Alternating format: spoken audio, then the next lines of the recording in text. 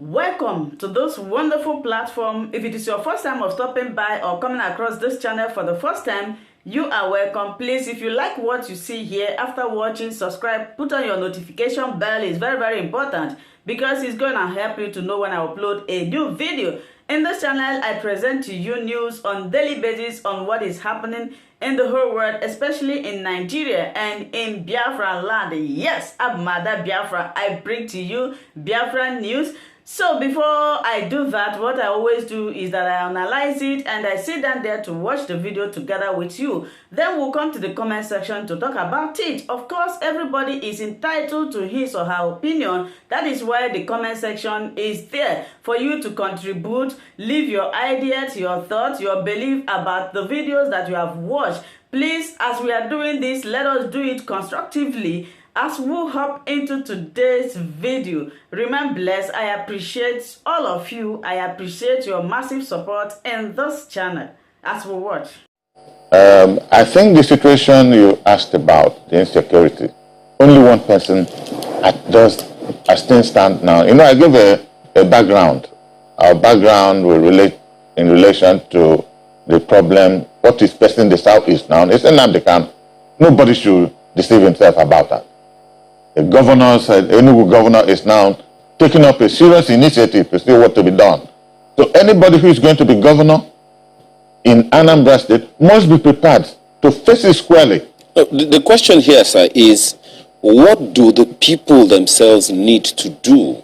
What does government need to do to ensure the safety and security of people? We know that, just a second, we know that government has, we know that government has deployed, you know, policemen, hundreds of commanders, and even the military has done some deployment to the effect. Do you think that is sufficient to ensure the safety, to assure the people that they are safe and secure to go vote? Look, you know, I don't want to go into the details of this imported violence. Let me tell you, because I was kidnapped on the 26th of last month, the people who kidnapped me told me what was going on. They are being hired from outside to create violence in Southeast. Most of the violence taking place in the Southeast are not from Igbos. People in certain situations pay people to create mayhem in their land. Unfortunately, because they wanted a situation like that to develop, and that was why the Attorney General of the Federation demanded that a state of emergency be declared in Anambra, as if the situation in Anambra was anything near Niger State, where the governor says he's lost control of his state. He's lost about 400 communities. As if the situation in Anambra and South is anything near what is happening in Katsina. As if the situation is anything near what is happening in Zamfara. And neither the bandits and the herdsmen have been declared terrorists. So tell me, apart from these occasional stops and gyration, what has IPOD done that was so significant to send the Nigerian armed forces to dominate the Southeast? You cannot, on a comparative analysis, say that what IPOD had done over the years has anything in relationship with what the carnage that is going on in Northwest, Northeast, and North Central. So, but what I'm saying is that of the candidates I mentioned, let me get back to the business. The three candidates I mentioned, very qualified, but topmost on the qualification is Professor Toludo. He's not from my party. He has not even told me. But the qualities following him is incredible. You cannot discuss it. He has courage. And I was watching the television interview, a program they had yesterday, their debate. He said he was the only one who went to Kuje prison to see Nnamdi Kanu, and that led to his release. So he has the capacity to engage the federal government, because if you don't discuss the question of Nnamdi Kanu, there will be no peace in the Southeast, whether anybody likes it or not. And the case of Mrs. Odili has further complicated the matter now. So we need a governor who has courage, who will look at the federal government at the face and say, why don't we sit down to dialogue? Like Jerry Goko said, we need to sit down to talk. But it doesn't appear this government wants to talk. we're trying to look at ways to ensure that this election is safe for the people who will come out to vote, is credible. I mean, on the side of INEC has been speaking, the security agencies have been speaking as well, but for the politicians who are the major players in this, interestingly, even the IPOB has said that, well, the insecurity we have seen in the states is not from ESN, that is from politicians. So it looks like we need to really have a proper sit down with politicians and have a good talk to ensure that this goes well. So, Chief Ulasi, first, I recall that you retired from politics in 2017, thereabouts, and you said that you were not interested in that anymore. But when you referenced my party earlier, yes, we know who you support, but are you back in the saddle now? So we know where you stand first before I put in the next question.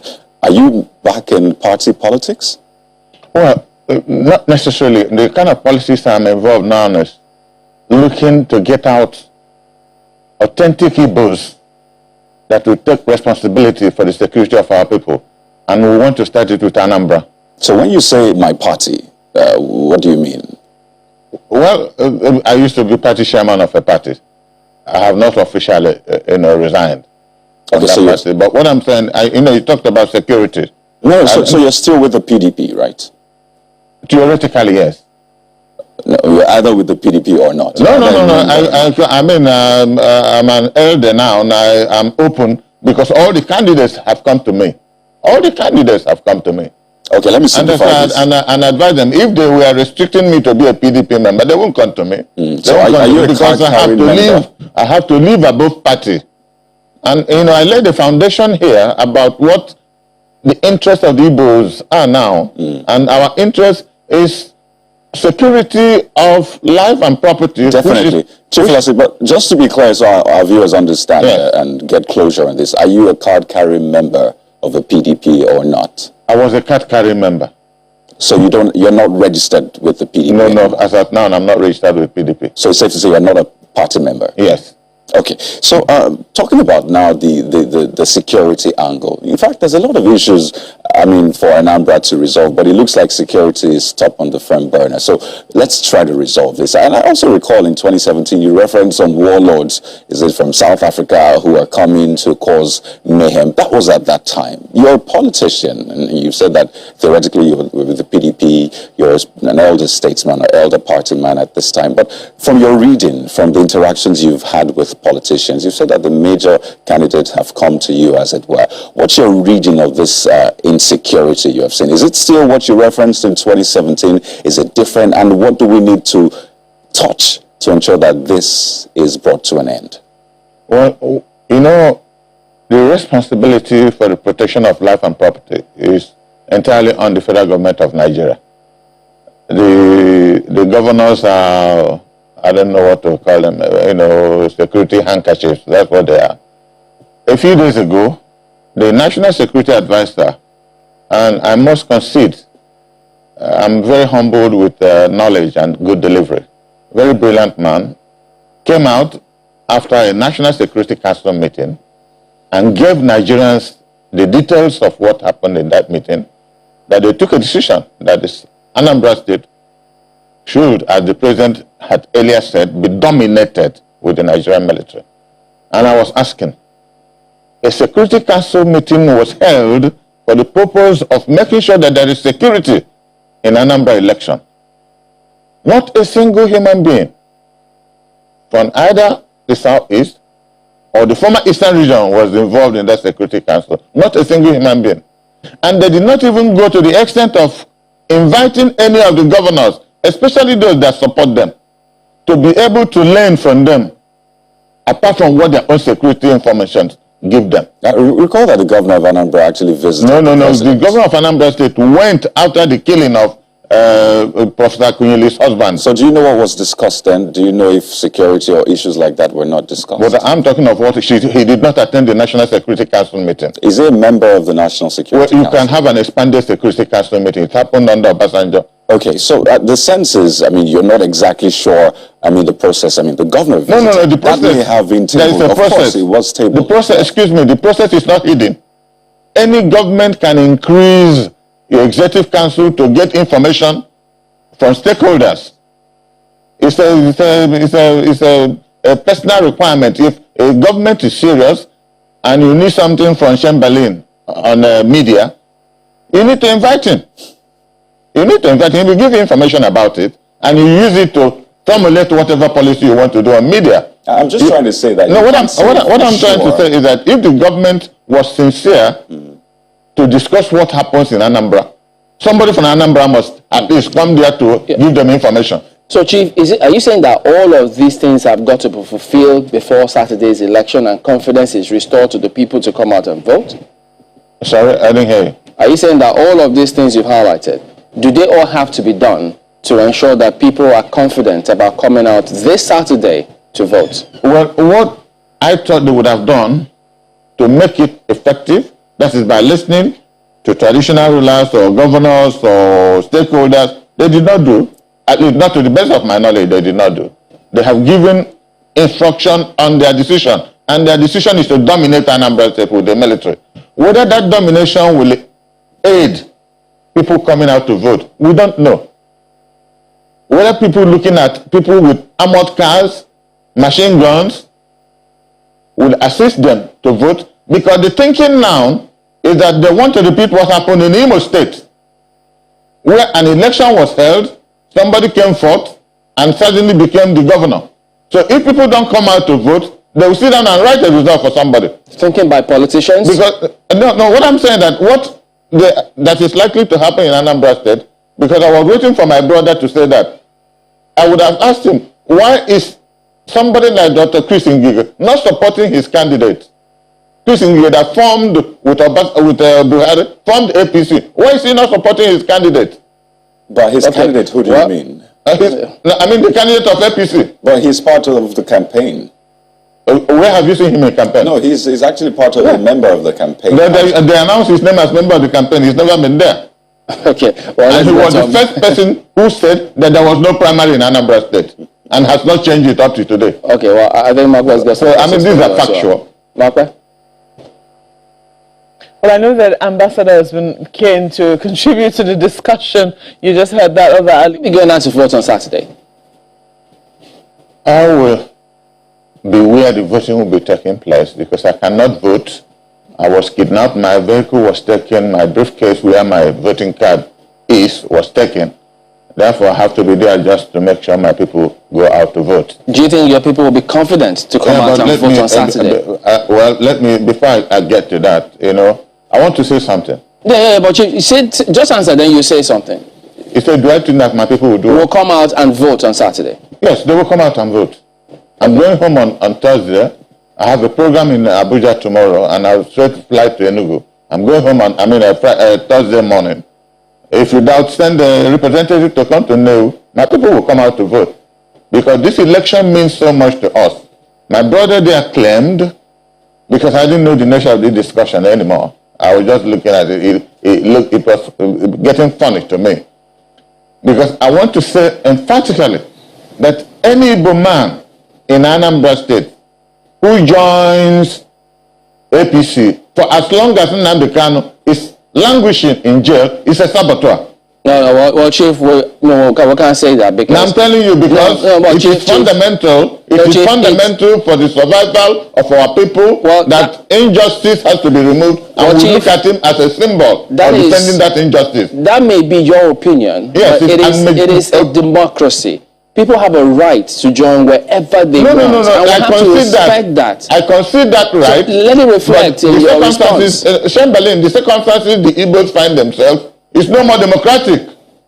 It is existential. We are now fighting for our own existence. And anybody that supports the institution that makes it impossible for us to survive becomes suspect.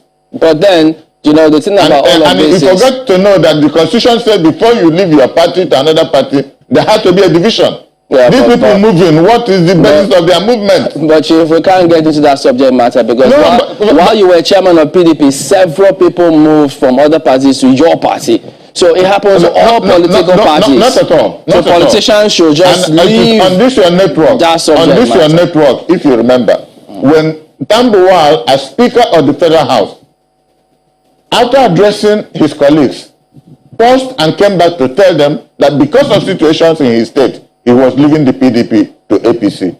And 2 days after, you invited me, and I said it was criminal, that he should not be in that office a day longer. But the processes of the Nigerian law, nobody did anything. Today he's back to PDP.